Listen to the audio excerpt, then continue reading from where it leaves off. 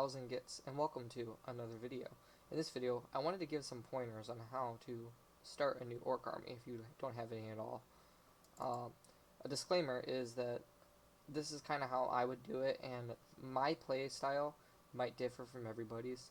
I like to charge right up into the enemy lines with mobs of boys backed up with more elite units backed up with a firing line. So this might differ from other people's play styles. This is more of a goth strategy is what I like to call it. You just run up and smash them in the face. So if you don't have any orcs at all, this is how I would start. I would start with the Start Collecting Boys kit. Start Collecting Orcs kit, I'm sorry. In this kit, you get 11 orc boys, a Death Dread, 5 knobs, and a Pain Boy. The boys kit, good. I would make those Slugger Chopper boys, and I would, except for one, you get the 11th one. The 11th one I would save to make a Tank Buster. We'll come back to those later. The knobs kit, I would do big choppas for all of them except for one. I would take because you only get 4 in the kit instead of 5, so you have to have like a combi weapon or something for the other one. I believe. I think you get 4. I can't remember. It's been a while since I built that kit. I would take the combi rocket you get in the kit and convert that into a regular rocket and make him a knob for the Tank Buster unit. And mind you, the boys unit, you're going to lose your knob if you just... Well, you don't really have to. It's kind of weird. The knob that comes in the boys kit isn't... He's like half size knob of a knob, so he doesn't really... He doesn't look right. I use actual knobs as boys knobs. That's up to you. It's completely up to you. I personally would just make 10 Slugga Choppa boys, a Tank Buster, and then the knobs, 1 Tank Buster knob and the other 4 with big choppas. But that's not a full unit. We'll get to that later. The Pain Boy, he kind of just comes as he is. There's not much you can do with him. The Death Dread is the last thing. I personally don't really run Death Dreads. He's just kind of there. With how much the kit costs, you actually get him for free, so it doesn't really matter. The only thing I suggest with him is don't put the rocket kits on him. He gets 2 rocket options. I would save those for Tank Busters. And again, we'll get back to Tank Busters in a minute, but I would just build him however you want, just don't use the rockets. The next thing I would go for, once you do all that, is I would get Grook's Mob, I believe it's called. If you look up War Boss on the GW website, you'll find it. It comes with another unit of knobs and a War Boss. The War Boss is important because that's your first HQ choice, because the Pain Boy is actually not an HQ choice. He is a regular elite choice. The knobs, I do the same thing as you did with the other knobs unit. 4 with big choppas, which that's 8 now, so that's a legal unit. And the other one, turn it into a regular rocket launcher, not a combi rocket, for Tank Busters. The next thing I would do is fill out your boys. Well, these 2 things are going to be done at the same time. Grook's Mob and the boys. I think those are pretty big deals. You need a lot of boys. You could buy boxed ones. They're kind of expensive that way, though. So you could go on eBay and buy secondhand boys that were built like 10 years ago and just use those. That's fine. I've got plenty just like that. You can paint. You can strip them if you want to and paint them. It doesn't really matter. Just get as many boys as you can, whatever it takes. If your store has a used bin that you can buy from, get them from there if they have them ever. Mine rarely does, but when they do, I take them. eBay is a good spot. You can sometimes find some really good deals on there.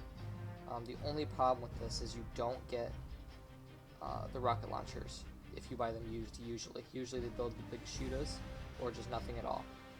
So that rocket launcher bit is very important to make those Tank Busters.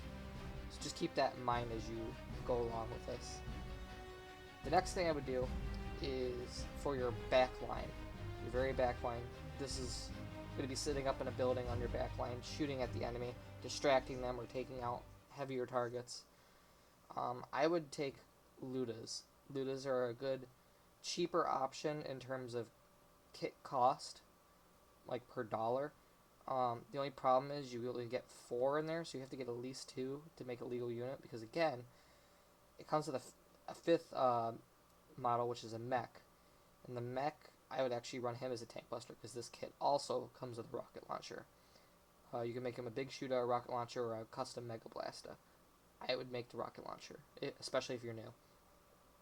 I'd probably buy 2 of these kits just to start off with, just so you get that full unit and you get a couple extra tank busters.